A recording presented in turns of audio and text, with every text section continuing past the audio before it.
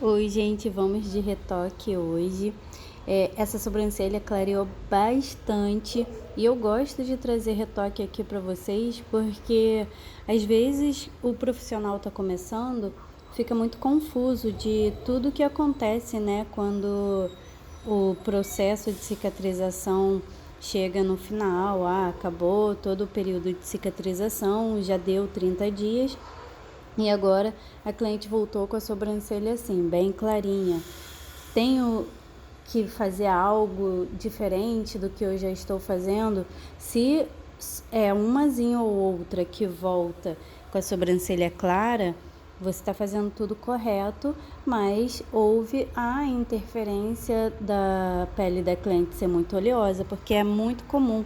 Quando a pele da cliente é oleosa, é natural que o corpo consiga expulsar mais pigmento, tá? O pigmento é um corpo estranho. Eu vou estar sempre falando sobre isso para ressaltar para você, profissional, que se a sua cliente voltar com a sobrancelha clarinha claro, se for uma ou outra, né? Se for só as que tem a pele mais oleosa e tudo mais, você não está cometendo nenhum erro, você está fazendo tudo certinho, mas é previsto que uma pele oleosa fique mais clarinha no primeiro momento. O pigmento é um corpo estranho, ele vai tentar expulsar esse corpo estranho que entrou através dessa lesão. E a pele oleosa, as glândulas sebáceas acabam ajudando, né? Aquela formação toda de oleosidade acaba ajudando com que a defesa imunológica da pele da cliente, do corpo da cliente, consiga expulsar mais o pigmento, consiga jogar para fora, junto com a casca, esse pigmento no primeiro momento, tá, gente?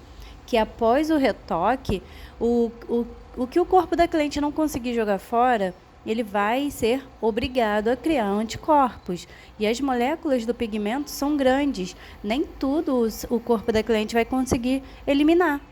Então, como ainda vão ficar alguns, né, às vezes fica claro, às vezes fica mais nítido, né, esse pigmento, mas vai ficar pigmento. Então, o corpo da cliente vai ser obrigado a criar anticorpos para esse pigmento. Então, essa tonalidade que ficou bem clarinha foi só no primeiro momento. A certeza que a gente tem é que depois do retoque ela fica toda bonitona. Mas antes do retoque a gente não pode garantir para cliente, principalmente as que têm a pele clara, que não vai precisar de retoque, que ela vai ficar toda bonitona já desde o primeiro momento. Não, porque é tudo uma questão de defesa do corpo da cliente contra esse pigmento, tá?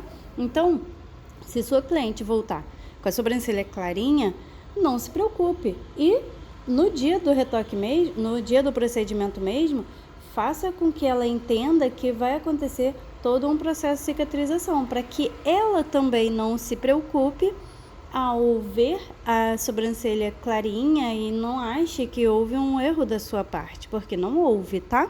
É natural. Eu fiz a sobrancelha da minha filha, a pele dela é sequinha. Gente, os fios estão intactos, as casquinhas já caíram e os fios estão perfeitos. Ou seja, se acontece mais de clarear em quem tem pele oleosa, significa que você está fazendo tudo certinho. O que acontece é que a pele oleosa ela tem mesmo essa tendência. E não só de clarear no primeiro momento, tá? Pode ser que também clareie e esfume, tá? Nessa cliente aí, clareou e esfumou. Tem outras clientes que quando a pele é oleosa, ela apenas clareia, mas você ainda vê alguns rajadinhos de fios. Nessa cliente já deu uma bela esfumada, tá? E isso pode acontecer e eu aviso para as minhas clientes, gente, é muito bom quando o profissional trabalha com transparência.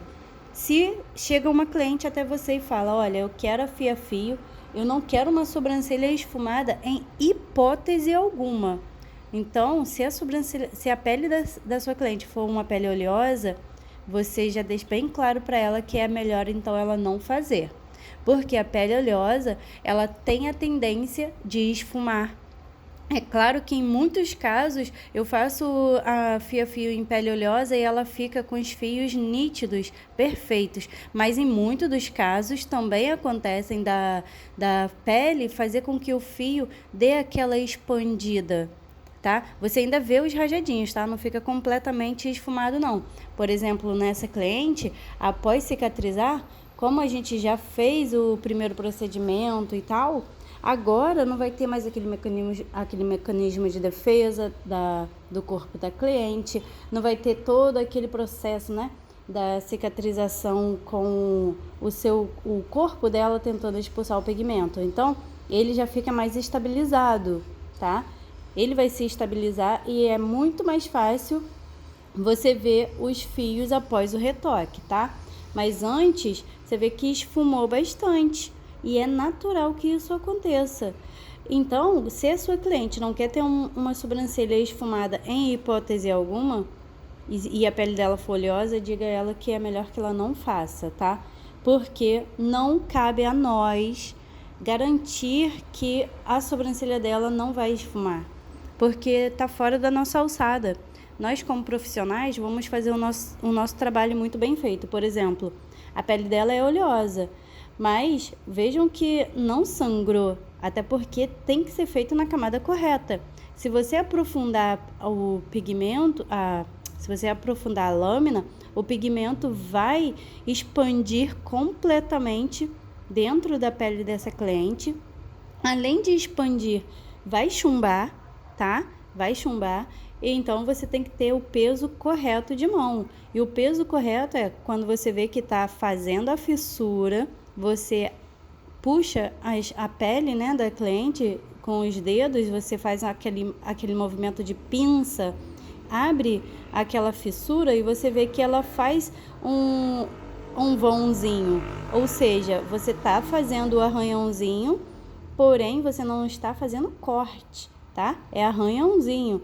Então você vê que sobe até um pouquinho de linfa, porque tá fazendo sim a lesão correta, mas não sobe sangue, porque você não está aprofundando. Então, mesmo não aprofundando, houve essa expulsão toda de pigmento. Se eu tivesse aprofundado essa sobrancelha, primeiro, não ficaria nem isso aí que ficou, tá? Teria ficado chumbada, o pouco que tivesse ficado, teria ficado chumbada. Então, você tem que ter o peso correto de mão, porque a pele oleosa, você tem que ter muito cuidado, porque é uma pele muito sensível. A pele oleosa é muito mais sensível que uma pele seca ou uma pele mista. A pele muito oleosa, o pouco de pressão que você faz, um pouco a mais de pressão que você faz, sobe aquelas gotículas de sangue para sinalizar, ó, é até aqui, mais que isso, vou sangrar, principalmente na cauda. A cauda, se você não tiver cuidado, você causa sangramento, tá? Então, quando você estiver chegando na cauda, respira um pouquinho e faz a lesãozinha, tá? Mas com calma, porque a cauda, além de sangrar bastante, não fica nada. Não fica pigmento, porque o corpo, o sangue, acaba lavando aquele pigmento que você está tentando implantar, tá? Então tenha bastante calma. A sobrancelha da minha filha, os fios ficaram perfeitos. Eu acho que estamos na 2ª semana de cicatrização, se eu não me engano, da sobrancelha dela. Quando completar 30 dias, eu não vou fazer o retoque porque tá tudo perfeito. E eu gosto da sobrancelha dela mais clarinha, porque os fios naturais da sobrancelha dela são clarinhos. Então, era só para dar uma preenchida na sobrancelha dela, preencheu do jeito que eu queria. Não vou fazer o retoque, mas eu vou mostrar para vocês como ficou, porque a sobrancelha dela realmente não precisa de retoque, tá? Mas, e aqui, como é em caso de necessidade, por exemplo, quem não precisa de retoque, porque o retoque eu cobro à parte, o retoque tem o valor do procedimento e o retoque é em caso de necessidade, e é cobrado o valor do retoque 30 dias depois, tá? Então, só voltam as clientes que realmente precisam. Por isso que quase não tenho procedimentos com os fios, né, para mostrar o resultado 30 dias depois, com a sobrancelha completamente perfeita, porque quase ninguém volta. Não precisa, vai voltar para pagar uma coisa que não precisa, né? Não existe a necessidade. Então, sempre que eu trouxer o retoque aqui, vai ser de sobrancelhas que clarearam bastante. Mas, como a minha filha mora comigo, né? Ela tá aqui comigo, não tem por que eu não mostrar para vocês como fica quando a pele é uma pele mais sequinha e quando ela fica perfeita, tá? Vou 30 dias, quando completar 30 dias, vou fazer a filmagenzinha da sobrancelha dela para mostrar para vocês. Ficou top. E é isso, gente. Então, quando voltar a sobrancelha clarinha, não se preocupem, apenas façam o retoque, que após o retoque ela vai ficar toda perfeita, tá? É isso aí. Fiquei com o final desse procedimento. É um prazer estar sempre aqui com vocês. Esses dias, gente, entrou em contato comigo. Olha, eu tô fazendo vários cursos, né? Pra mim, me aperfeiçoando. Muito, muito, muito, muito. Eu tô cheia de cursos, então eu vou ficar até um pouquinho afastada aqui do YouTube, porque eu tô caindo de cara mesmo nos estudos, nos cursos. Agora eu tô vindo com força trabalhando com dermógrafo. Eu quero fazer os fios com dermógrafo, tá? Quero trazer para vocês aqui fios com dermógrafo, resultados, né? Cicatrizado também dos procedimentos com fios em dermógrafo. Dá perfeitamente para fazer a técnica delicata, tá, gente? Com o dermógrafo. Muita gente pergunta, Kelly, dá para fazer? Dá perfeitamente. A técnica delicata dá para fazer tanto com tebore quanto com dermógrafo. E tô me aperfeiçoando na Shadow, então eu tô sumidinha por causa disso, tá? Tô estudando demais. E então eu vou trazer muita, muita, muita novidade para vocês e espero que vocês gostem. Aí esses dias entrou em contato comigo uma senhora de 74 anos. 74 anos, ela ainda atua na área e falou que quer se aperfeiçoar na técnica delicata. Gente, eu fiquei tão encantada com isso, porque eu também continuo fazendo muitos cursos. Se eu vejo um profissional bem qualificado, se eu admiro o trabalho desse profissional, eu não tenho pena de gastar dinheiro investindo no curso desses profissionais bons. Até porque eu cresço com isso. É crescimento pessoal. E ver que essa senhora de 74 anos me procurou para fazer o meu curso, que ela está sempre se atualizando. Gente, que coisa incrível, incrível. Que Deus abençoe muito ela, que ela não pare nunca de evoluir. A vida é isso, né, gente? Uma evolução, uma evolução constante. A gente tem que estar sempre aprendendo mais. Que lindo, que lindo. Então, eu tenho isso, eu já peguei isso como exemplo. Sempre evoluo.